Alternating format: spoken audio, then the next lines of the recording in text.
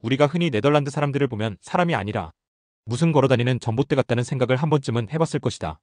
대체 저 나라는 뭘 먹고 저렇게 컸나 싶어서 찾아보면 보통은 우유를 많이 마셔서 그렇다는 둥 치즈가 좋다는 둥 뻔한 소리를 하는데 진짜 이유는 그게 아니라 아주 무서운 역사적 배경과 인간의 원초적인 본능이 섞여 있다.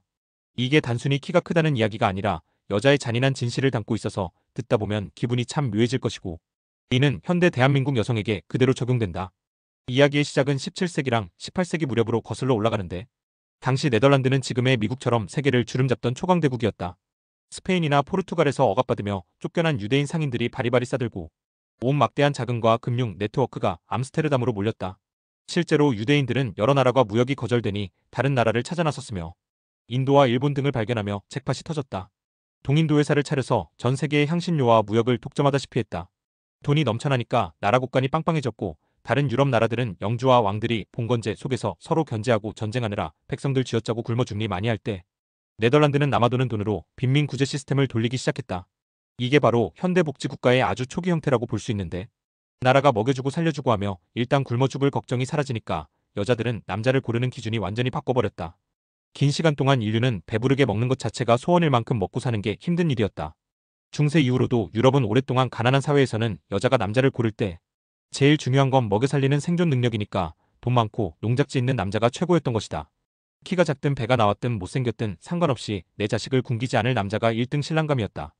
음식 제공을 할 수 있는 남자가 1등이었기에 유럽은 키가 160 초중반이 평균이었으며 비교적 근대화가 빨리 이루어진 일본도 18세기 19세기에 평균 키가 150대 중후반이었다. 그런데 네덜란드는 나라가 부유해지고 복지가 깔리니까 남자가 돈이 없어도 굶어 죽을 일이 없어졌고 초상위층 부자들 빼고는 네덜란드 남자들의 경제적 능력이 거기서 거기로 평준화가 되어버렸다. 그러니까 네덜란드 여자들은 굳이 돈 때문에 억지로 못생긴 남자랑 결혼하거나 아이를 낳을 필요가 없어진 것이다. 그때부터 여자들의 눈은 아주 본능적이고 원초적인 곳으로 향하기 시작했는데 바로 남자의 키와 덩치였다.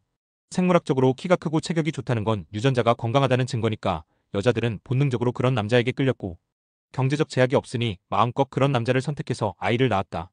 자연에서도 천적이 없는 동물은 계속해서 갈수록 덩치가 커지기 마련이다. 호주같이 천적 없는 곳에서 동물과 곤충의 유전적 강함은 말 그대로 크기인 것이다. 그게 대략 200년 300년 동안 반복되면서 키 작은 유전자는 도태되고 키 큰 유전자만 살아남아 지금의 거인국 네덜란드가 됐다는 거다. 실제로 유럽 지도를 펼쳐놓고 보면 복지 제도가 일찍 정착된 북유럽이나 서유럽 국가들 순서대로 남자들의 평균 키가 크다는 통계가 있고 이는 정설로 받아들여지다가 페미니즘이 창궐하며 들어간 이야기이다. 그런데 내가 진짜 하고 싶은 말은 네덜란드가 아니라 바로 우리나라 한국 이야기다. 이 논리를 그대로 가져와서 한국을 들여다보면 아주 기가 막히고 앞뒤가 안 맞는 미스터리가 하나 생긴다. 한국 남자들이 아시아에서는 키가 제일 크다. 옆 나라 일본이나 중국이랑 비교해보면 평균 키가 유의미하게 차이가 나는데 도대체 우리는 왜 큰 것인지 설명이 안 된다. 네덜란드처럼 우리가 18세기나 19세기에 엄청나게 부유해서 복지 정책을 펑펑 썼던 나라인가 생각해보면 절대 아니다. 조선시대 내내 우리는 보릿고개라는 말이 있을 정도로 가난했고 구한말이나 식민지 시대를 거치면서도 배를 쫄쫄 굽는 게 일상이었다. 나라가 아이를 키워주기는커녕 내입 하나 건사하기도 힘든 처참한 환경이었다. 네덜란드 가설대로라면 가난한 나라의 여자들은 생존을 위해 돈이나 식량을 가진 남자를 선택했어야 하고 그렇다면 키보다는 생존력이 우선시되었어야 했다. 그런데 결과적으로 한국인은 동아시아에서 제일 키가 큰 민족이 되었다. 이 모순을 어떻게 설명해야 할까 고민하다 보면 아주 괘씸한 결론에 도달하게 된다. 만약 한국 여인들이 네덜란드처럼 환경이 좋아서가 아니라 환경이 나빴음에도 불구하고 본능적으로 키 큰 남자를 선택했다면 이야기가 어떻게 되는 것인가? 한국은 유럽보다 굶었으면 더 굶었지 사정이 더 좋은 상황은 아니었을 것이고 음식 제공 능력이 결혼 1순위였다는 것도 다르지 않았을 것이다. 이건 어쩌면 아주 옛날부터 한국 사회의 결혼, 제도와 출산의 현실이 따로 놀았을 수도 있다는 추측을 가능하게 한다. 결혼은 집안의 강요나 생존을 위해서 돈 좀 있거나 양반인 남자랑 했을지 몰라도 막상 아이를 낳을 때는 여자들이 본능적으로 끌리는 키 크고 훤칠한 남자의 씨를 받았을 수도 있다는 것이다. 남편이 밖에서 뼈 빠지게 일해서 돈 벌어올 때 안방 마님들은 몰래 우월한 유전자를 가진 놈을 선택해 인구 개량 프로젝트를 돌리고 있었던 것일지도 모른다. 친자 확인 기술도 없던 시절이니 여자가 작정하고 입을 다물면 그 아이가 남편 아이인지 지나가던 머슴 아이인지 알 길이 없었을 것이다. 유럽도 평균 키가 160대로 자연 선택에서 억제가 되고 있었는데 이게 아니라면 가난하고 못 먹던 시절을 뚫고 한국인 키 유전자가 제일 커가는 건 진화 생물학적으로 모순을 남긴다.